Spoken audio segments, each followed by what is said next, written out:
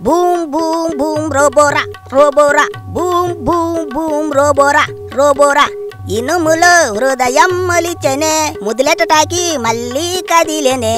అయ్ బాబోయ్, లండన్ వెళ్ళొచ్చిన జగనన్న ఏం మందులు వాడాడో ఏటో గాని వచ్చి రాగానే రోబో అవతారం ఎత్తుతానంటున్నాడు. చిట్టి రోబో మాదిరి అందరికీ సుక్కలు చూపిస్తానంటున్నాడు. ఈ దేశాల నుంచి రాగానే జగనన్న పోరాటాలు చేస్తాడేమో అనుకుంటే లేదు లేదు 2.0 సినిమా చూపిస్తానంటున్నాడు. అన్నేమన్నా సూపర్ స్టార్ రజనీకాంత్ అనుకుంటున్నాడా ఏటి? లేకపోతే ఆ సజ్జలను పక్కనెట్టి ఈసారి కొత్త రైటర్ని ఎవరినైనా ఎట్టుకున్నారో ఏటో స్పీచీలు రాయడానికి అనుకుంటున్నారు అందరూ. పోయిన 5 ఏళ్ళు ప్రజల కోసం పనిచేశాడంట, మళ్ళీ అధికారం ఇస్తే కార్యకర్తల కోసం పనిచేస్తాడట.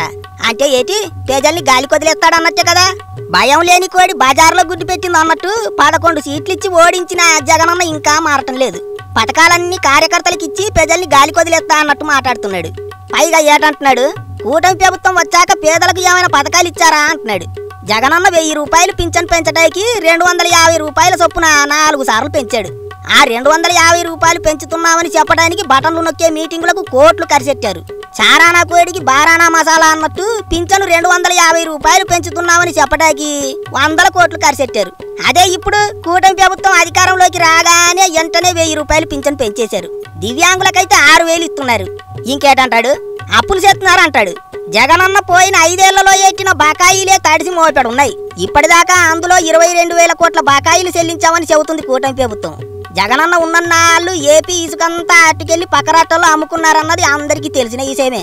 కానీ అన్నేమంటున్నాడంటే ఇప్పుడు ఫ్రీగా ఇసుక ఇస్తున్నా అదో పెద్ద స్కామ్ అంటున్నాడు. పెద్దబాబు చిన్నబాబు దత్తపుత్రుడు వాటాలు వేసుకుంటున్నారట. ఎక్కడైనా ఉందాట? చూపించండి అని ప్రజలే అడుగుతున్నారు. అబద్ధాలు కూడా అందంగా చెబుతాడు జగనన్న అనుకుంటున్నారు ఇప్పుడు జనం. తిరుపతి కార్పొరేషన్ ఎన్నికల గురించి మాట్లాడుతున్నాడు. పోయిన 5 ఏళ్లు తిరుపతిలో వైసీపీ కార్పొరేటర్లు చేసిన అరాచకం అంతా ఇంత. ఇంట్లో బోరేసుకోవాలన్న కమిషన్లు వసూలు చేసిన చరిత్ర ఉంది. అట్లాంటోళ్ళు ఇప్పుడు నీతులు మాట్లాడుతుంటే జనం పడిపడి నవ్వుతున్నారు. అన్నిటికంటే పెద్ద కామెడీ ఏంటంటే జమిలీ ఎన్నికలు త్వరగా రావాలని ఏపీ ప్రజలు కోరుకుంటున్నారట. మళ్ళీ జగనన్నే సీఎం అవ్వాలని దేవుళ్లకు మొక్కుతున్నారంట. ఈ ఒక్క మాట చాలు ఏపీ జనం అంతా 2 జేబుల్లో చేతులెట్టుకుని వెనక్కి చూడకుండా వెళ్ళిపోటాకి. 2019లో 151 సీట్లు ఇచ్చిన జనం 2024లో 11 సీట్లు ఇచ్చారంటేనే అన్నంటే ఎంతలా భయపడ్డారో అర్థమైపోతున్నది. అట్లాంటిది మళ్ళీ కావాలని కోరుకుంటున్నారంటే ఒకటి జగనన్న చెప్పినట్టు ఏపీలో జనం అంతా 2.0 రోబోలన్నా కావాలి, లేకపోతే ఒళ్ళంతా దురదగుంటాకు రుద్దుకోవాలి. బటన్లు నొక్కండి అని పద్దాక వైసీపీ లీడర్లు గొట్టాల ముందు కూకొని మాట్లాడుతున్నారు. అట్లాంటి బటన్లు నొక్కే పథకాలెట్టే బతుకు బస్టాండ్ చేశారని ప్రజలు తెలుసుకున్నారు. చివరికి ఎన్నికల్లో ఏడు చేయాలో చేశారు. కానీ ఇంకా జగనన్న అదే పాత చింతకాయ పచ్చడిని ఊరుతున్నాడు. అవతల లిక్కర్ స్కామ్ మీద ప్రభుత్వం సిట్టేసిందో లేదో తాడేపల్లి ప్యాలెస్ బయట మంటలు అంటుకున్నాయి. అందులో లిక్కర్ స్కామ్ కాగితాలు డైరీలు కాలి బూడిదయ్యాయి అంటున్నారు. అదేనేమో 2.0 అంటే అనుకుంటున్నారు ఇప్పుడు చాలా మంది.